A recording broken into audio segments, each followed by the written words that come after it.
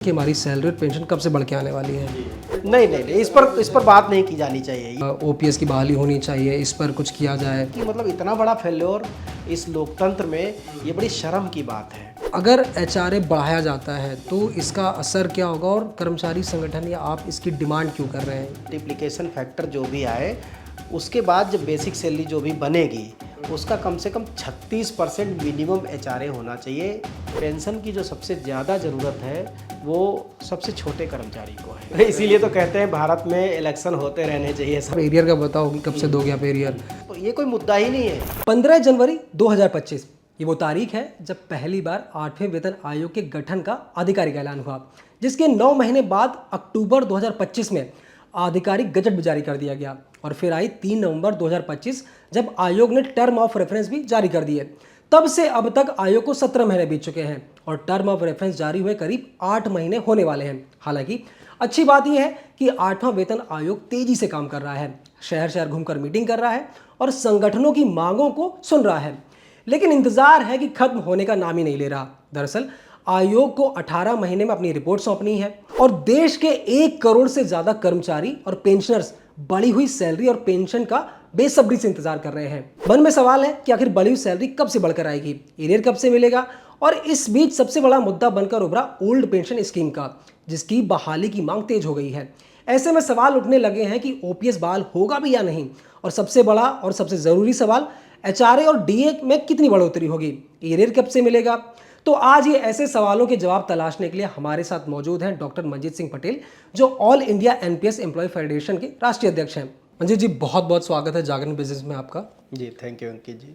मंजीत जी, सबसे पहला सवाल मेरा आपसे ये रहेगा कि अभी जो लखनऊ में दो दिन की लगभग मीटिंग्स हुई हैं, वहाँ पर आपका संगठन भी पहुँचा था, तो वहाँ पर अभी क्या क्या मांगे रखी गई हैं आपके संगठन की तरफ से, और आने वाले दिनों में ऐसा आपको क्या लगता है कि और सुधार किए जाने चाहिए मीटिंग्स में और बातों को लेकर या आपकी मांगों को लेकर? अंकित जी, जो लखनऊ में 2 दिन का 8वें पे कमीशन का जो बैठक था और वहाँ के एसोसिएशन के साथ जो उनका मिल कर के उनके सबमिशंस लेने थे, तो उसमें बेसिकली जो हमसे अलाइंड एसोसिएशंस हैं, एफिलिएटेड एसोसिएशंस हैं, उनमें से एक लोगों ने वहाँ पर पे कमीशन के साथ बैठक की है और वो उनकी लोकल इश्यूज़ हैं, मतलब डिपार्टमेंटल इशू है, उनके कैडर के इश्यूज़ हैं। वो एक कॉमन प्लेटफार्म के इश्यूज़ नहीं है। वो मतलब जो जिस डिपार्टमेंट की एसोसिएशन है, बेसिकली वो एग्रीकल्चर मिनिस्ट्री की एसोसिएशन है, उन लोगों ने अपनी बातों को रखा है माननीय पे कमीशन के सामने। तो वो एकदम बिल्कुल अलग है, डिफरेंट कैडर की समस्याएं हैं। तो आपको लगता है कि मतलब भले ही वो लोकल है लेकिन उसमें ऐसा कुछ तो होगा कि नहीं, उनका ट्रांसफ़र है, पोस्टिंग है, बहुत तरह के इशूज़ हैं। प्रमोशन का है इशू, कितने साल में प्रमोशन होते हैं, बीच में कौन कौन से गैप आ रहे हैं, कौन कौन से पदनाम हैं उनके, तो इन सारी चीज़ों को लेकर के है। तो वो बहुत ही मतलब कैडर ओरिएंटेड चीज़ें हो गई, वो कॉमन प्लेटफार्म नहीं। जैसे हम all India NPS employees federation के बिहाफ पर क्या करते हैं कि देश भर में जितने कर्मचारी हैं, किसी भी मिनिस्ट्री के हों, किसी भी डिपार्टमेंट के हों, तो उनके जो कॉमन इश्यूज़ हैं उनको लेकर के हम बात करते हैं। हम कैडर इश्यूज़ बात नहीं करते हैं। तो कैडर इश्यूज़ को पर बात करने के लिए उनकी एसोसिएशंस हैं, उनके ऑर्गेनाइजेशंस हैं, उनकी यूनियंस हैं, वो करती हैं बात। तो अभी तक आपकी तरफ से ऐसे कौन सी सबसे बड़ी मांगे हैं जो 8वें वेतन आयोग को के सामने रखी जा चुकी हैं? देखिए, उस पर तो हम बहुत बार बता चुके हैं कि जो सबसे बड़ा एजेंडा है कर्मचारियों का वो फिटमेंट फैक्टर ही है। बिल्कुल, कि फिटमेंट फैक्टर क्या हो, क्योंकि कर्मचारी हो या कोई भी हो, सबसे पहले इसी की बात करेगा, फिटमेंट फैक्टर के हिसाब से सैलरी बढ़नी है। मेन चीज़ जो मेन काम है वो यही है कि पे कमीशन सैलरीज़ को, पेंशन्स को रिवाइज करे। तो आधुनिक ज़माने के हिसाब से या आज की ज़रूरतों के हिसाब से सैलरी और पेंशन होनी चाहिए, वो सबसे बड़ा टास्क है। तो उसको कैसे कैसे बढ़ाया जा सकता है, उसकी सबने अलग अलग दलीलें दी हैं। किसी ने गोल्ड की प्राइसेस को ध्यान में रख कर के दी हैं दलीलें, किसी ने फैमिली यूनिट को ध्यान में रख कर के दलीलें दी हैं, किसी ने आज की महंगाई को ध्यान में रख कर के ज़रूरतें पूरी करने के लिए फिटमेंट फैक्टर दिया है। लेकिन ओवरऑल फिटमेंट फैक्टर कि कितना गुना या कितना परसेंट सैलरीज में और पेंशन में इजाफा हो सके, वो दलीलें दी। मंजीत जी, अभी तक हम पिछले 7-8 महीने से जब भी देख रहे हैं जो मांग और किसी भी मांग की जब बात आई है तो सबसे पहले family unit, fitment factor, salary, area, DA की बात आई। अभी आपने एक बात बोली गोल्ड की मांग, मतलब प्राइस, ये चर्चा भी हो रही है 8वें वेतन हाँ, आयोग में। ये भी है कि जैसे 2016 में गोल्ड के प्राइसेस क्या थे, 10 ग्राम जो सोना है उसकी कीमत क्या थी, और आज के सिनेरियो में 10 ग्राम सोने की कीमत क्या है। उस समय बेसिक सैलरी जब 18,000 रखी गई थी, तब मुझे लगता है कि उस समय 28 से 30,000 के आसपास गोल्ड की कीमतें रही होंगी। तो लोग उससे भी कंपेयर करते हैं, सबका अपना अपना तरीका है कैसे किसने निकाला है। हमने गोल्ड की कीमतों को नहीं टच किया है, हमने फैमिली यूनिट को टच किया है कि सरकार ने जो सैलरी स्ट्रक्चर बनाया उसमें 3 लोगों को ही ध्यान में रख करके सैलरी को रिवाइज बनाया था। उसमें था एक एम्प्लॉई था, फिर उसका एक स्पाउस था, और आधी आधी यूनिट के 2 बच्चों को कंसिडर किया था। हमारी दलील ये थी कि भाई जो आपने सैलरी स्ट्रक्चर बनाया है वो 3 ही लोगों को ध्यान में रख करके क्यों बनाया, हमारे माँ बाप को क्यों छोड़ दिया, जबकि वो हमारी सबसे बड़ी ज़रूरत है और परिवार की जरूरत जी। तो हमारी जो दलील है वो यही है कि 3 से बढ़ा करके 5 फैमिली यूनिट की जाए। अब सरकार के ऊपर है कि हो सकता है उनको भी बच्चों की तरह कंसिडर करें, आधी आधी यूनिट का मानते हैं, 0.6 यूनिट का मानते हैं, या कुछ और मानते हैं, या 1 यूनिट से ज़्यादा मानते हैं, वो एक अलग मसला है। लेकिन हमारी जो डिमांड है वो 5 फैमिली यूनिट को ध्यान में रख करके सैलरी, मिनिमम सैलरी का जो है निर्धारण किया जाए, ऐसी डिमांड है। मंजीत, देख, आपकी जो भी मांगे हैं, मतलब आपकी तरफ से उठाई गई हों, जेसीएम की साइड से उठाई गई हों, वो सारी मांगे एक कर्मचारी के हिसाब से बहुत सही हैं। भले वो फिटमेंट फैक्टर हो, फैमिली यूनिट हो, एचआरए, अलाउंस, तमाम सारी चीज़ें। बट गोल्ड का आना एक बड़ा अपने आप में एक मुझे अलग ही लगा कि जैसे कि कई बार होता है ना कि हम सिर्फ बोलने के लिए बोल देते हैं। आपको ऐसा नहीं लगा कि जिसने भी डिमांड रखी गई है जिसकी तरफ से ऐसा लगा? नहीं, देखिए, जो दलील रखता है वो रिसर्च स्टडी करने के बाद ही रखता है, तो हम उसे सिरे से नकार नहीं सकते हैं। तो मेन चीज़ ये है कि जैसे हमारा चूँकि ये मानना है कि गोल्ड के रेट तो फ्लक्चुएट करते हैं, एवरीडे फ्लक्चुएट करते हैं, लेकिन हमारी सैलरी एवरीडे फ्लक्चुएट नहीं करती। वो फ्लक्चुएशन में हमारे पास डियरनेस अलाउंस होता है जो हर 6 महीने पर बढ़ता है, तो वो फ्लक्चुएट करता है। 6 महीने के लिए वो भी फिक्स हो जाता है। 1 साल आने के बाद लोगों को इंक्रीमेंट मिलता है। तो हमारी दलील ये है कि इंक्रीमेंट और डियरनेस अलाउंस मिला करके हम 1 साल में कितना इजाफा कर सके, हम उस पर फोकस कर रहे हैं। हमने जैसे दलील जो दी है तो हमने ये कहा है कि 1 साल में डियरनेस अलाउंस और इंक्रीमेंट मिला के कम से कम 10% का कर्मचारी का वेतन बढ़ जाना चाहिए। अभी का जो सिनेरियो है वो क्या है, 3% का इंक्रीमेंट है, 3-3.25% का, और कहीं कहीं वो 3% से भी कम है। दूसरा है कि डियरनेस अलाउंस साल में मुश्किल से 4% बढ़ पाता है। आप इस सिनेरियो को समझिए कि जब 7वां पे कमीशन आया था, जैसे आप फिटमेंट फैक्टर 2.57 कहते हैं, उस समय डियरनेस अलाउंस ऑलरेडी 125% था। तो इसका मतलब ये हुआ कि बिना प्रॉफिट, बिना लॉस के अगर हम केवल डियरनेस अलाउंस को बेसिक सैलरी में मर्ज कर देते तो 2.25 का तो फिटमेंट फैक्टर ऑलरेडी इंडोर्स था, बिना प्रॉफिट, बिना लॉस के। फिर उसे 18 महीने के बाद, क्योंकि 18 महीने की देरी हो गई थी, तो आप ये समझिए कि 18 महीने पहले जो सैलरी फिक्स हो रही थी तभी 2.25 का फिटमेंट फैक्टर था। फिर सरकार ने हमें दिया 2.57 का। मतलब अगर आप देखोगे तो 25 और मेरे ख्याल से 27% का 29% के आसपास दिख रहा है। लेकिन जब आप ग्रॉस पे टटोलोगे जा करके तो वो ग्रोथ बहुत कम था कंपैरेटिवली। तो अभी क्या है, 10 साल में जो डियरनेस अलाउंस हो पाया बड़ी मुश्किल से 59% पहुंचा, सॉरी 58% पहुंचा। पिछले 10 साल में आप देखिए 125% था, इस 10 साल में 58%, मतलब आधा भी नहीं है। तो आने वाले समय में अगर कोई ये समझ रहा है कि डियरनेस अलाउंस के माध्यम से सैलरी बहुत रिवाइव हो जाएंगी, उनमें हाइक मिल जाएगा, ये पॉसिबल नहीं है। आगे आने वाले समय में मुझे तो ऐसा लगता है कि डियरनेस अलाउंस 2% से भी नीचे आया करेगा। तो हमने जो दलील दी थी कि 1 साल में सैलरी केवल पे कमीशन के भरोसे 10 साल के बाद उसके भरोसे ना रहे कि पे कमीशन आएगा तो ही हमारी सैलरी हाइक होगी। हमने ये दलील दी थी कि कम से कम 6 से 7% का एनुअल इंक्रीमेंट दिया जाए। तो जब 6 से 7% का एनुअल इंक्रीमेंट दिया जाएगा तो डियरनेस अलाउंस अगर आप 1.5% भी जोड़ते हो तो 3% हो गया साल में 2 बार। तो 7 और 3 10% के आसपास हम कम से कम सैलरी में हाइक करवा पाएंगे। अगर ऐसा होगा तो कम से कम हम 10 साल के बाद जिस सैलरी पे पहुंचेगा कर्मचारी, वो पहले से आज जो आज है 10 साल में जहां हम आज पहुंचे हैं उससे बेहतर हो जाएगा। और उससे थोड़ा नहीं, उससे कम से कम 2 गुने का अंतर आएगा। आप ऐसे समझिए, जब 2016 में जब हमने नौकरी शुरू की है, ऐसे मान लीजिए कि जब 2016 में हम जब नौकरी में थे तो मतलब 52-54 हज़ार रुपये की सैलरी थी, वो 1 लाख के आसपास पहुंची। तो इतना वक्त लग गया, 10 साल का वक्त लग गया। अभी जो अगर मांग को माना जाता है तो वो 10 साल की बजाय 5 साल में डबल के आसपास पहुंच जाएगा। ये हमारी दलील है। तो उससे क्या होगा कि पे कमीशन डिले होता भी, जो कि आमतौर पर होता ही है। पिछले 18-20 साल से तो मैं खुद ही देख रहा हूँ, हर बार डिले होता है। तो वो डिले हो भी जाए तो भी कर्मचारियों को एक बेहतर हाइक मिलता रहे। बिल्कुल। हालांकि ये बात कई समय से मतलब एक लंबे समय से भी उठती रही है कि भले ही 10 साल में 8वां वेतन मतलब कोई भी आयोग लागू ना हो, लेकिन सालाना सैलरी बढ़ती रहे, जैसे प्राइवेट वालों की बढ़ती है या बैंकिंग वालों की 5 साल में बढ़ जाती है। लेकिन वो सब में डिमांड हमेशा ही होती रही कि साल साल भर में आपका बढ़ता रहे अगर सैलरी, तो शायद ये ज़्यादा फायदेमंद होगा। मुझे जी मेरे पास एक डेटा है।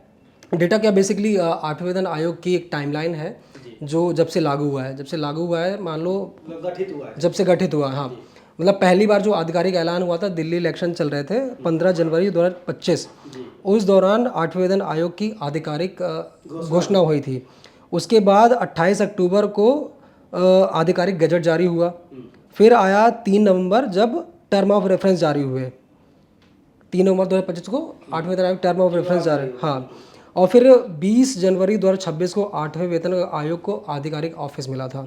और इसके अलावा जो और ज़रूरी तारीखें हैं उनमें एक आपकी है जब ये 25 फरवरी 2026 जब 8वें वेतन आयोग ने अपने 18 सवाल जो जारी किए थे, जिसके बाद है ना कई लोगों से सवाल जवाब किए, मतलब मांगे थे कि आप सजेशन दीजिए।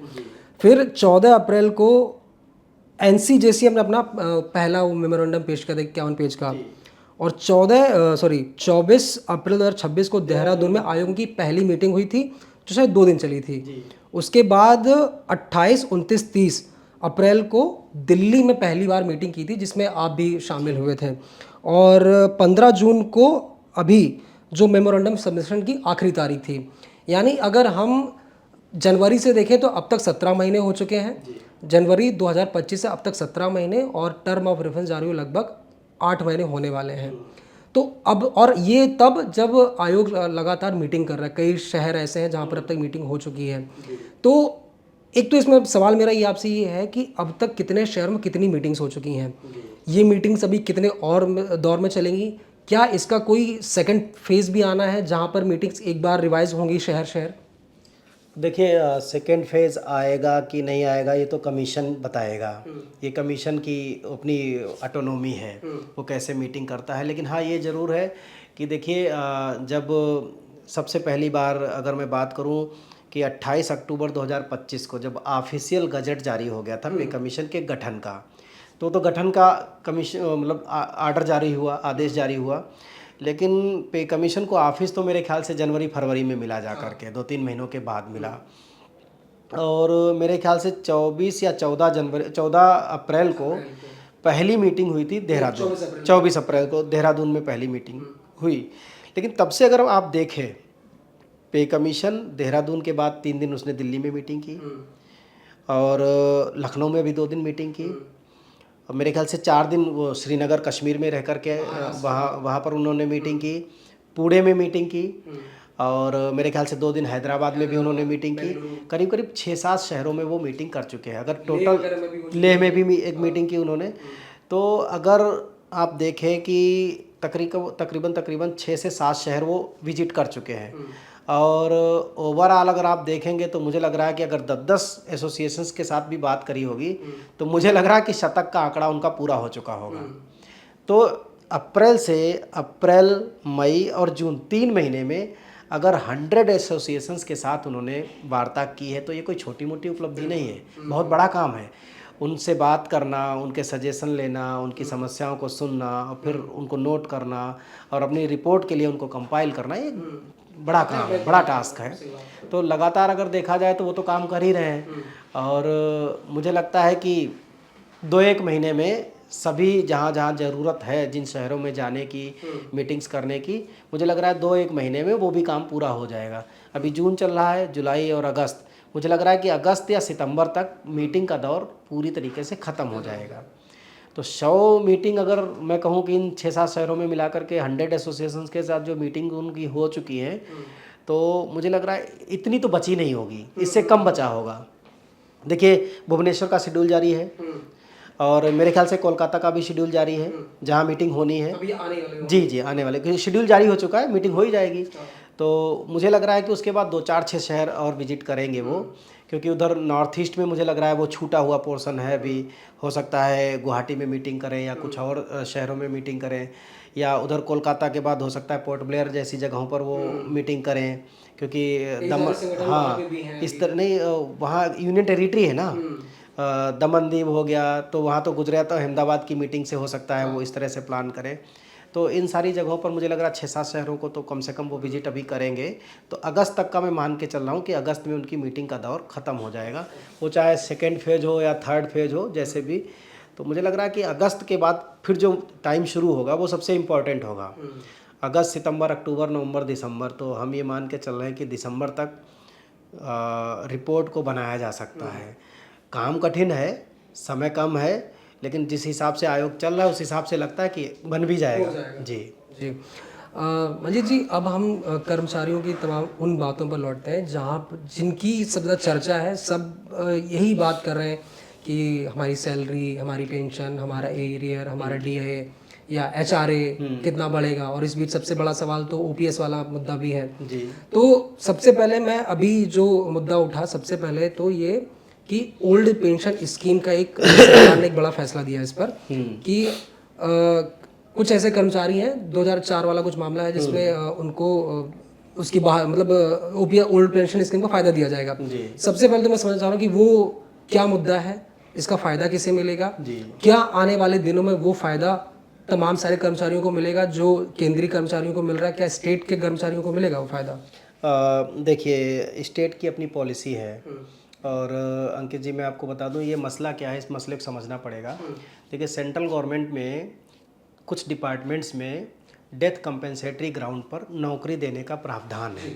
जैसे ऑर्डिनेंस फैक्ट्री है, जैसे रेलवेज़ है, जैसे पुलिस है, या और भी तमाम सेक्टर होंगे सेंट्रल गवर्नमेंट के जहाँ पर डेथ कंपेंसेटरी ग्राउंड पर परिवार के किसी एक व्यक्ति को नौकरी दी जाती है। अब सोचिए कि जैसे कि कोई ओल्ड पेंशन का कर्मचारी था और उसकी डेथ 1 जनवरी 2004 से पहले हो गई थी।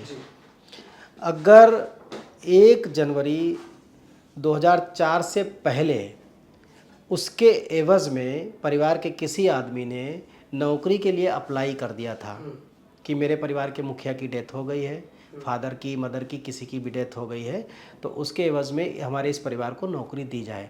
अगर वो एप्लीकेशन 1 जनवरी 2004 से पहले सरकार को दे दी थी, तो ऐसे उन सभी लोगों को ओल्ड पेंशन स्कीम में रखा जाएगा। ये तो नियम है।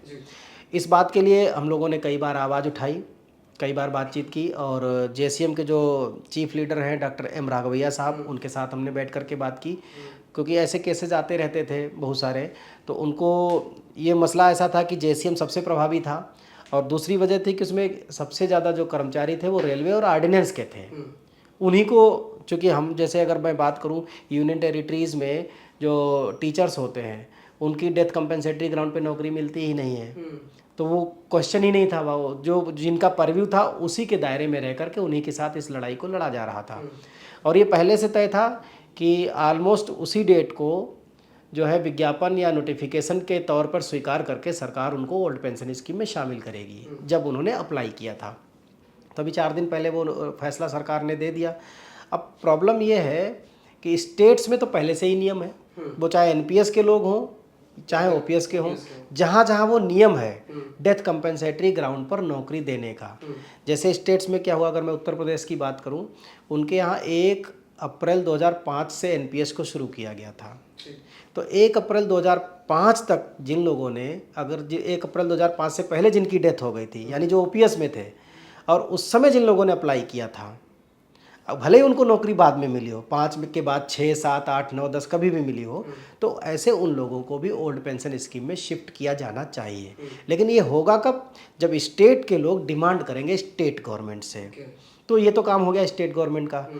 हमारे यहाँ प्रॉब्लम जो सबसे बड़ी है वो ये है कि सेंट्रल जो ऑटोनोमस बॉडीज़ हैं, जैसे यूनिवर्सिटीज़ हैं, सेंट्रल यूनिवर्सिटीज़ हैं, जैसे सेंट्रल जो हॉस्पिटल्स हैं, ऑटोनोमस हैं, या फिर केंद्रीय विद्यालय है, नवोदय विद्यालय है, या तमाम रिसर्च इंस्टीट्यूट्स हैं जो सेंट्रल ऑटोनोमस बॉडी के तौर पर जाने जाते हैं। एनपीएस में जो बदलाव हुए, जैसे 30 मार्च 2021 को डेथ और डिसेबिलिटी के केस में ओपीएस का विकल्प था, वो अब तक लागू नहीं हुआ, 5 साल हो गया। यूनिफाइड पेंशन स्कीम का विकल्प आया, अप्रैल 2025 में आया, 1 अप्रैल 2025 से लागू हो गया, वो आज तक 2026 आधा चला गया, अब तक यूपीएस का विकल्प ही नहीं मिला उनको। तो जो ये मसला है, हम कैसे ये मान लें कि सरकार इसको बहुत जल्द कर पाएगी, जब 23 मार्च 2021 का मसला अब तक लागू नहीं हुआ, 1 अप्रैल 2025 का मसला 1.5 साल बीत जाने के बाद सेंट्रल ऑटोनोमस बॉडीज़ पर लागू नहीं कर पाए, तो इसको कैसे कर देंगे? ये सरकार कहती है कि इजी गवर्नेंस, तो हमें तो कहीं इजी गवर्नेंस दिख नहीं रहा, हमें तो ये हार्ड गवर्नेंस दिख रहा है, डिलेड दिख रहा है, डिरेल्ड दिख रहा है। तो ये बड़ा मतलब भयावह स्थिति है कि वही कानून जो कि सेंट्रल ऑटोनोमस बॉडीज़ के लोगों पर लागू है, उसी कानून में आपने कुछ बदलाव कर दिया, वो बदलाव एक जगह लागू हो गया और एक जगह नहीं लागू किया। इसका मतलब ये हुआ कि एक कानून है, सपोज दैट ये एक कानून है, यही कानून हम पर भी लागू है और यही कानून आप पर लागू है। जब इस कानून को ही आपने बदल दिया तो आपके ऊपर बदला वाला कानून लागू हो रहा है और मेरे ऊपर बगैर बदला हुआ वाला, ऐसा कैसे? तो ये तो सिरे से अगर देखा जाए कि मतलब इतना बड़ा फेल्योर इस लोकतंत्र में, ये बड़ी शर्म की बात है। ये मिनिस्ट्री ऑफ फाइनेंस के लिए भी बहुत शर्म की बात है, ministry of labour and employment, क्योंकि उनके दायरे में वो लोग आ रहे हैं जो सेंट्रल ऑटोनोमस बॉडीज़ के हैं, और मिनिस्ट्री ऑफ एजुकेशन के लिए भी बड़े शर्म की बात है। और इसमें तमाम मिनिस्ट्री शामिल हैं, मिनिस्ट्री ऑफ एजुकेशन में भी तमाम सेंट्रल ऑटोनोमस बॉडीज़ हैं, मिनिस्ट्री ऑफ फाइनेंस में भी होंगी, हेल्थ मिनिस्ट्री में भी होंगी, और तमाम मिनिस्ट्री हैं, वहाँ भी सेंट्रल ऑटोनोमस बॉडीज़ हैं। लेकिन इन लोगों ने कभी इस प्रयास को नहीं किया कि उनके भी कर्मचारियों को न्याय मिल जाए। तो ये बड़े, मैं तो कहूँगा ये शर्मिंदगी और बड़ी मतलब दुखदाई बात है कि आपने एक कानून में बदलाव कर दिया और उसी कानून को आपने आधे अधूरे ढंग से बाकी लोगों पर लागू कर दिया। तो आपको लगता है कि जो आयोग अभी काम कर रहा है इन सब चीज़ों पर, तो आने वाले दिनों में 8वें वेतन आयोग में ओल्ड पेंशन स्कीम को की बहाली हो जाएगी इसकी?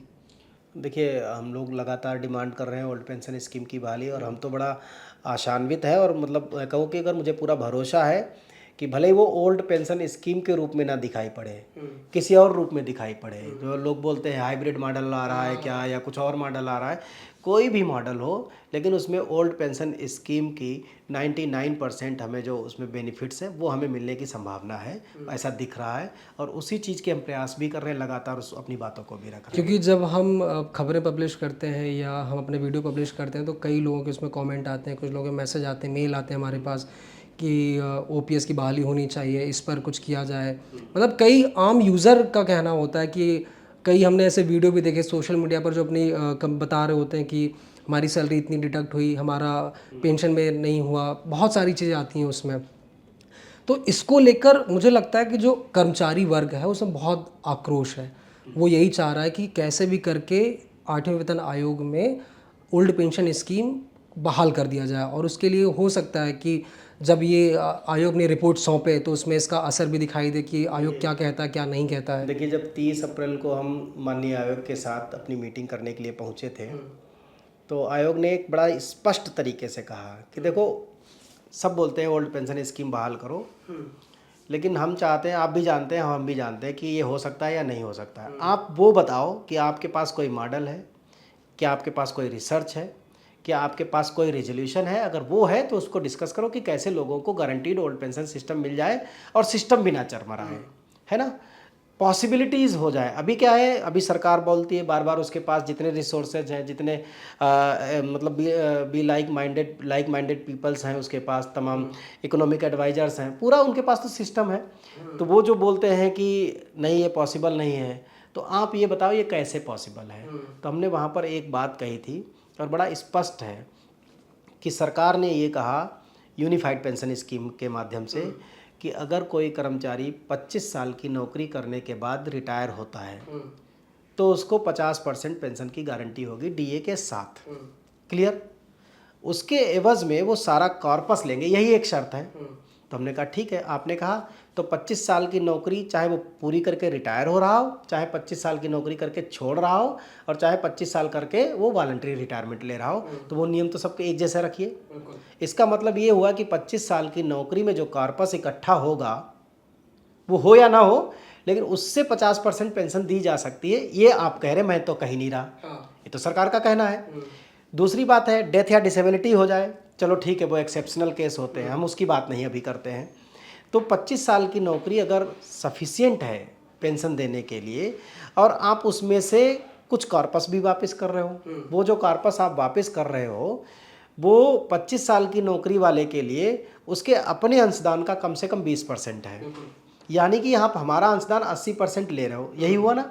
तो हमने एक दलील रखी, जिनकी नौकरी 25 साल से ऊपर की है तो उनको बाद में जितना कंट्रीब्यूशन उन्होंने किया वो सारा का सारा अपना वाला और सरकार वाला मिला के सब वापस कर दो, तो उनका कॉर्पस वापस हो जाएगा। एक तो ये शर्त हो गई।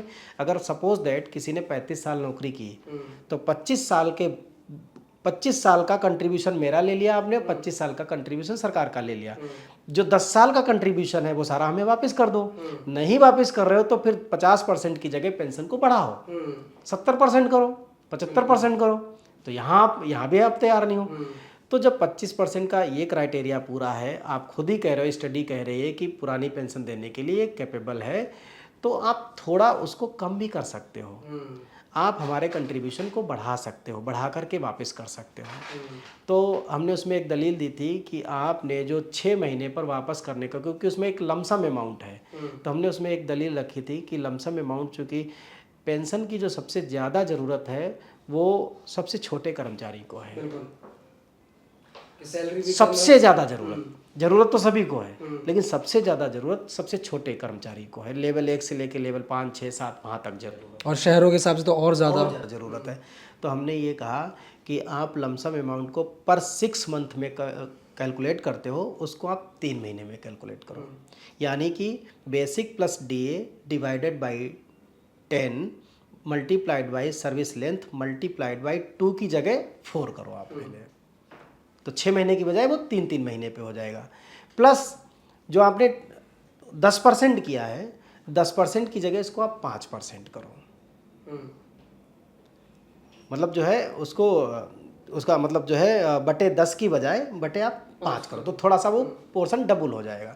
तो उससे हमारे जो लमसम अमाउंट मिलेगा वो एक हैंडसम अमाउंट मिलेगा, और वो लगभग हमारे कर्मचारी का अंशदान वापस आ जाएगा। मतलब जब रिटायर हो कोई कर्मचारी तो समझ में भी आएगा कि हाँ, मेरे हाथ जो मेरी ज़िंदगी भर की कमाई थी वो मुझे ये मिली है इतनी। तो ये हमने रखा था उसमें। हमने कहा बाकी आप अपना सिस्टम चलाते रहिए। दूसरी बात है, जिसकी भी नौकरी 30 साल से 25 साल से ऊपर है, जब आप उसको एक ऑप्शन 25 साल के बाद आप हर कर्मचारी को ये ऑप्शन दे दो कि वो चाहे तो इतना कॉर्पस सरकार को हैंड ओवर कर दे, सरकार वाला हिस्सा, और उस पर जितना ब्याज है उसके बदले में आप ओपीएस दे दो। वो 5 साल जिंदा रहे, 6 साल रहे, 5 दिन बाद मर जाए तो उसकी किस्मत है, लेकिन आप तो ओपीएस दे सकते हो तो आप दे दो।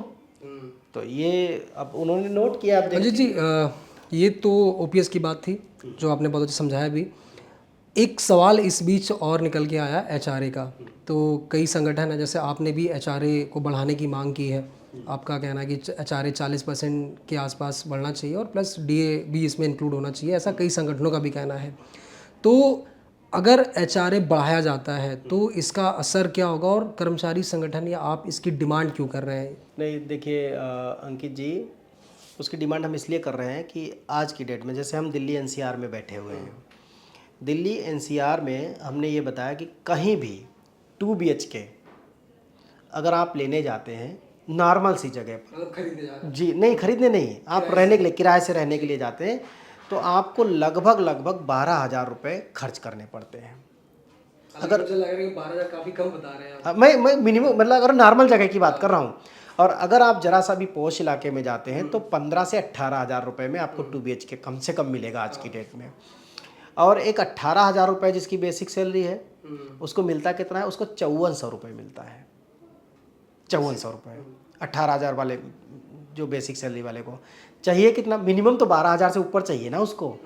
तो हमने वहाँ पर ये दलील दी थी कि कम से कम आप जो HRA है वो आप मेट्रो सिटीज़ का, जिसे आपने क्या किया था पहले 9, 18 और 27% था, यानी जब डियरनेस अलाउंस 50% से कम था तो उसको 27% HRA मिलता था, तो यानी 5400 से भी कम मिल रहा था।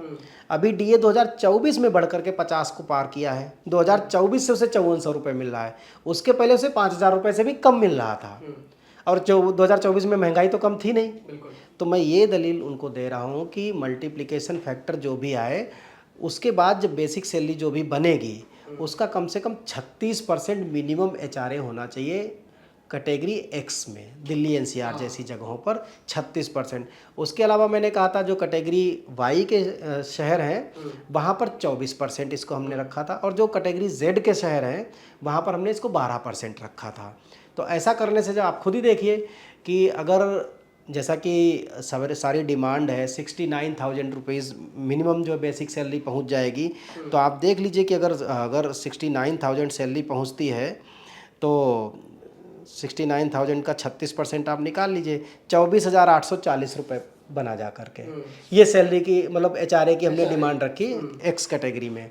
तो हम ये कह रहे हैं कि जब हम 24,840 मांग रहे हैं, इससे कम में तो गुजारा है नहीं, क्योंकि जैसे ही पे कमीशन आएगा तो जहाँ 12,000 है वो सीधे 22,000 में पहुँचेगा जा करके उसका किराया।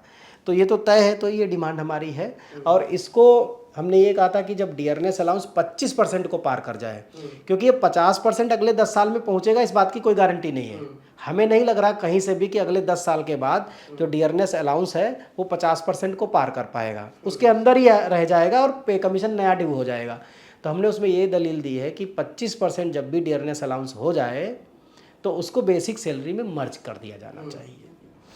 मंजी जी, कल इसी बात को लेकर हमारे पास एक कॉल आया था कि हमको HRA जो बढ़ाने वाली बात है, तो अगर मान लीजिए क्या HRA अगर बढ़ता है तो क्या इसमें टैक्स बचत का भी कोई मैटर है, या इसमें जैसे कुछ लोगों का कहना था कि अगर मेरा खुद का घर है, मैं अपने खुद के घर में रहता हूँ और मेरा HRA मतलब क्या मुझे HRA का पैसा मिलेगा, या अगर मैं रेंटेड में सरकारी क्वार्टर अगर कोई मुझे देती है तो सरकार उस पर क्या करती है, ये पूरा क्या है मामला? अंकित जी, सेंट्रल गवर्नमेंट में बड़ा सीधा सा फंडा है। इनकम टैक्स का फंडा क्या है, उसे HRA, TA, DA इससे कोई लेना देना नहीं है। आपकी ग्रॉस इनकम कितनी है, ठीक है ना, डिडक्शन से उसे कोई लेना देना नहीं। ग्रॉस इनकम कितनी है, जो टैक्स स्लैब है उसमें ग्रॉस इनकम पर ही इनकम टैक्स लगाया जा रहा है। जैसे अभी 12,75,000 तो टैक्स ही नहीं है। अगर आपकी ग्रॉस इनकम 12,75,000 रुपये है तो टैक्स जीरो है, उसके बाद टैक्स शुरू होता है। तो उसमें HRA आपका कितना है, आप किसके घर में रह रहे हो, सरकार को इससे कोई लेना देना नहीं।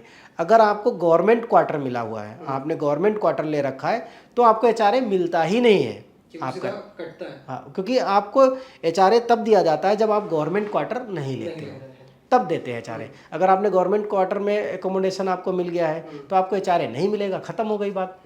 तो जो सैलरी आपको मिलेगी, ग्रॉस कितनी मिलेगी, उस ग्रॉस सैलरी पे, क्योंकि HRA तो है ही नहीं वहाँ, तो उस पर इनकम टैक्स देखा जाएगा। तो वो तो बहुत क्लियर कट है। मंजीत जी, अब आते हैं DA की बात पर।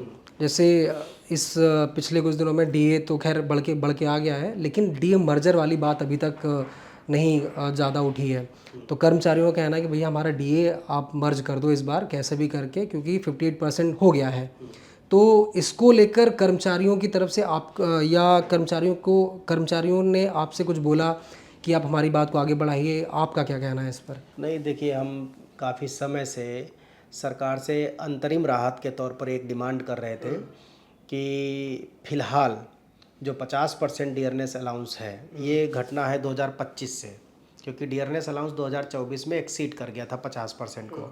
हम तब से डिमांड कर रहे हैं कि फ़िलहाल पे कमीशन जब आएगा तब आएगा, पे कमीशन की रिपोर्ट जब बनेगी तब बनेगी, लागू होगा जब तब लागू होगा। तो अभी इसमें लंबा वक्त है। अगर सरकार 50% डियरनेस अलाउंस को बेसिक सैलरी में तात्कालिक राहत के तौर पर मर्ज कर दे तो हमें तत्काल रूप से कुछ बढ़ी हुई सैलरी मिलने लग जाएगी। तो अभी जो स्थिति है, अब तो डियरनेस अलाउंस 60% चल रहा है, तो अब 50% मर्ज की क्या ही बात करेंगे। अब तो हम सीधे ये कहेंगे कि अगर मर्ज ही करना तो पूरा 60% मर्ज करो आप। तो अभी देखिए पे कमीशन चल रहा है, डिस्कशंस हो रहे हैं, तो अब बीच में मर्जिंग की संभावना बहुत कम है, लेकिन कोशिश कर रहे हैं। कोशिश करने में तो कुछ नहीं जाता है ना।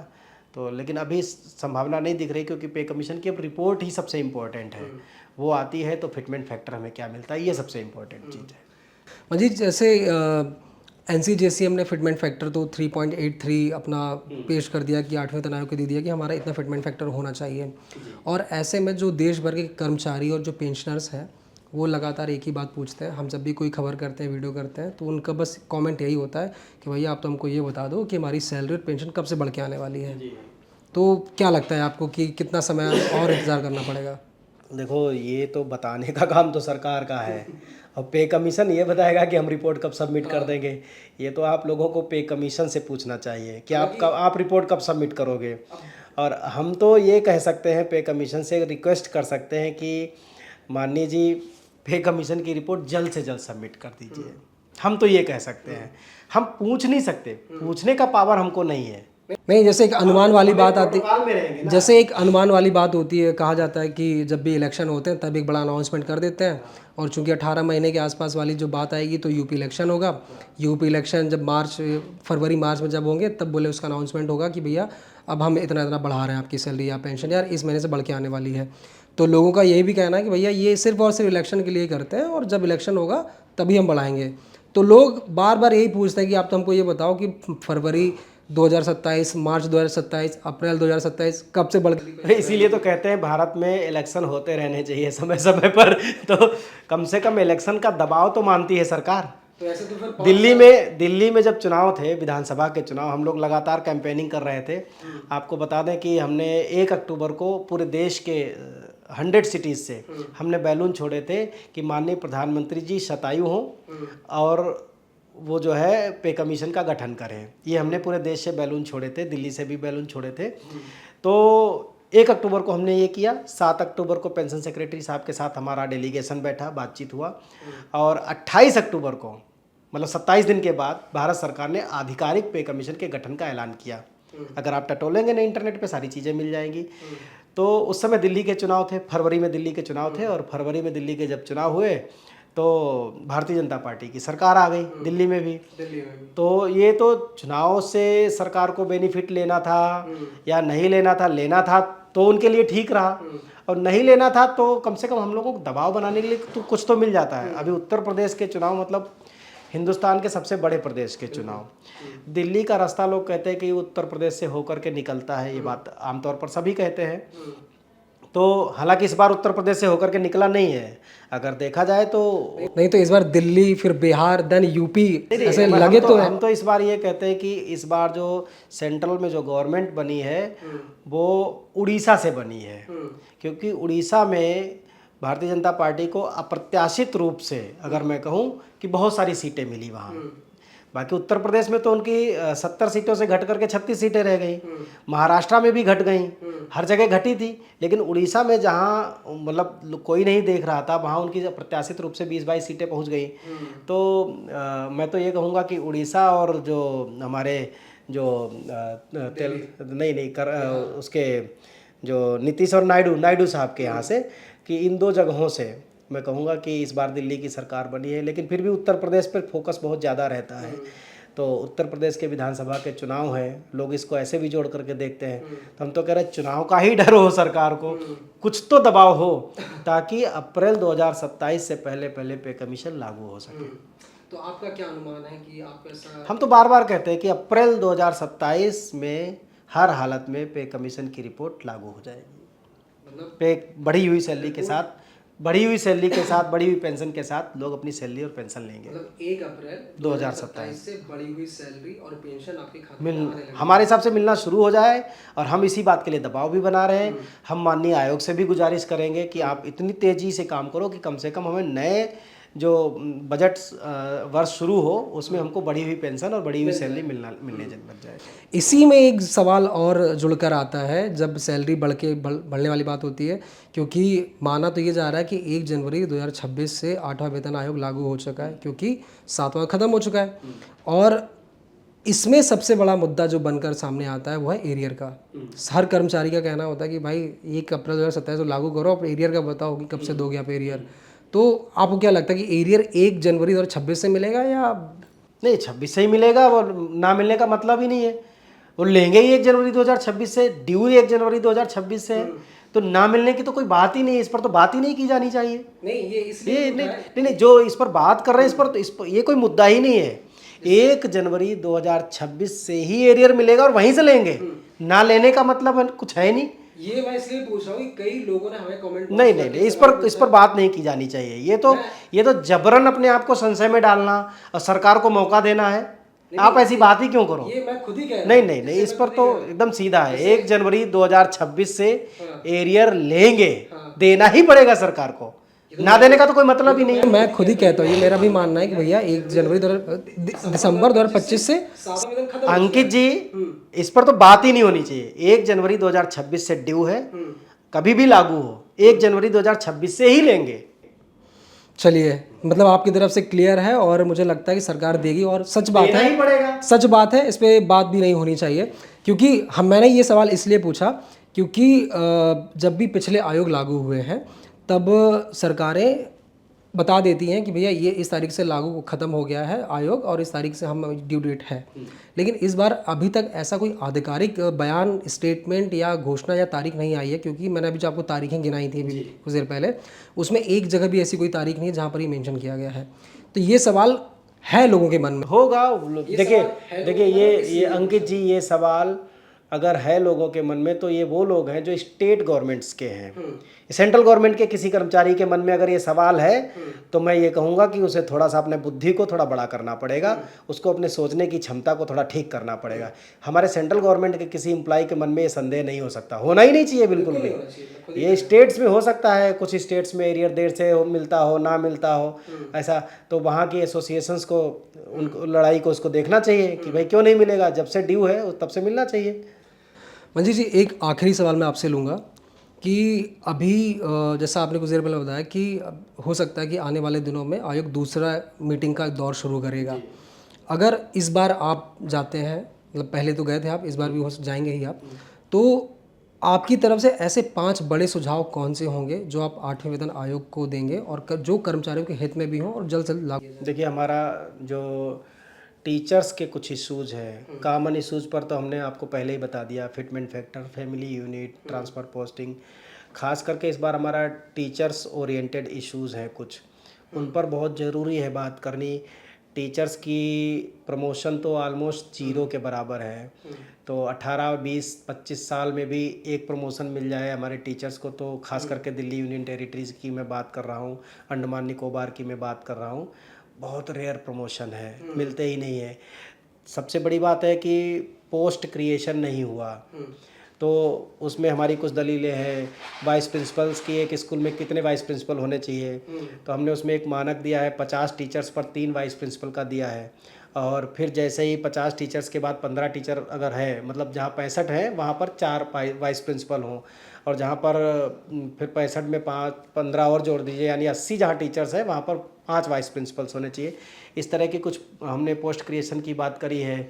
कुछ सीनियर लेक्चरर की, जैसे डाइट में होते हैं सीनियर लेक्चरर, इस तरह से हमने पोस्ट क्रिएशन की बात की है ताकि प्रमोशन समय से हो जाए। क्योंकि मतलब जो है प्रमोशन जब लोगों के होते रहेंगे तो इतनी 35 साल नौकरी कर रहा है, 25 साल में एक प्रमोशन मिल रहा है, तो टीचर्स के साथ सबसे बड़ा भेदभाव ये होता है। तो उनकी इस तरह के इश्यूज हैं प्रमोशन को लेकर के, ट्रांसफ़र को लेकर के। हमारी एक थीम है कि वन नेशन, जो हमारी वन पॉलिसी चल रहा है, जैसे एक भारत श्रेष्ठ भारत हम कहते हैं। तो एक भारत में श्रेष्ठ भारत के लिए ज़रूरी है कि कम से कम union territories to union territories inter transfer system होना चाहिए। भले ही आप स्पाउस बेस पर या मतलब जो है म्यूचुअल बेस पर ये ट्रांसफ़र खोले जाने चाहिए। ऑटोनोमस जो सेक्टर है, सपोज दैट एक ही मिनिस्ट्री में, मान लीजिए ministry of health and family welfare है, तो उसमें हॉस्पिटल्स है और रिसर्च इंस्टीट्यूट है, तो सेम कैडर की जो पोस्ट है वहाँ पर अगर म्यूचुअल ट्रांसफ़र कोई लेना चाहता है तो ये खोले जाने चाहिए। स्पाउस बेस पर ट्रांसफ़र खोले जाने चाहिए। भाई आप ऑल इंडिया सर्विसेज को दे रहे हो, भले ही कैडर अलग अलग है, एक का कैडर त्रिपुरा है, एक का कैडर उत्तर प्रदेश है, आप म्यूचुअल ट्रांसफ़र उनको स्पाउस बेस पे ट्रांसफ़र दे रहे हो, तो इनको देने में क्या दिक्कत है? वो डिमांड है, हमारी ट्रांसफ़र की डिमांड है। और डिग्री कॉलेज में, यूनिवर्सिटीज़ में, रिसर्च इंस्टीट्यूशंस में 65 साल देते हो आप रिटायरमेंट के लिए, 65 साल तक काम करते हैं, तो टीचर में आप इतना भेद क्यों कर रहे हो? टीचर है, शिक्षक है, वो चाहे छोटे बच्चों को पढ़ा रहा है, चाहे बड़े बच्चों को पढ़ा रहा है, चाहे प्रोफेशनल वाले बच्चों को पढ़ा रहा है, चाहे वो लॉ के बच्चों को पढ़ा रहा है, किसी भी बच्चे को पढ़ा रहा है। शिक्षक की रिटायरमेंट की एज अगर आपने डिग्री कॉलेज में 65 साल कर रखी है, या तो उनको भी 60 साल पे करो या सबको 65 साल पे करो। ये हमारा एक मेन डिमांड है उसमें। तो इन्हीं सब मुद्दों पर अगर बात करने का मौका मिला तो ज़रूर करेंगे। तो मुझे लगता है कि आने वाले समय में आपको एक बड़ा मौका मिलेगा बातें रखने का, और मुझे लगता है कि एक बार फिर से हमारी तो दुआएं हैं, क्योंकि हम अपने जो वीडियो जब भी आपका इंटरव्यू जब हम पब्लिश करते हैं तो लोग आपकी बहुत तारीफ़ कर रहे होते हैं वहाँ पर, और उन्होंने आपसे कह रहे होते हैं कि आप हमारी बातों को अच्छे से रखते हैं, प्रमुखता से रखते हैं। तो मुझे लगता है कि आप अब जब मीटिंग होगी तमाम कर्मचारियों की बातें प्रमुखता से रखेंगे। मनीष जी, बहुत बहुत शुक्रिया जागरण बिजनेस को समय देने के लिए। ये वीडियो आपको कैसा लगा हमें कमेंट करके ज़रूर बताइए, और अगर आपके ऐसे 8वें वेतन आयोग से जुड़े तमाम कोई सवाल हैं तो आप हमें कमेंट करके ज़रूर बताइए, और अगर आपके दूसरे कोई और भी दूसरे सवाल हैं तो आप हमें नीचे दी हुई ईमेल आईडी पर ईमेल कर सकते हैं। शुक्रिया।